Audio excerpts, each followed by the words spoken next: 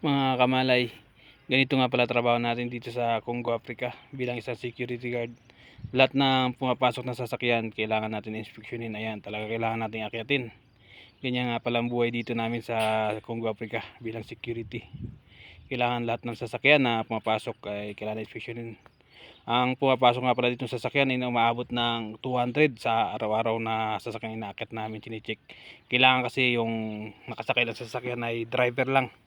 Kailangan walang pahinante, nag-iisa lang yung sakay ng truck bago makapasok, kaya kailangan natin inspeksyonin mabuti yung mga truck. Ayan, ganyan po yung ginagawa namin. Ayan, akyatin bawat isang truck. Ayan, akyat kami ng akyat, hindi sila makapasok na hanggat di namin na-inspeksyon yung sasakyan.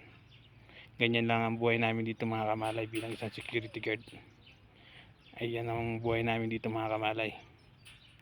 Ayan, makikita nyo mga nakapila, ang dami yan mga kamalay. Ayan, bali 2 linya yan ang pila namin.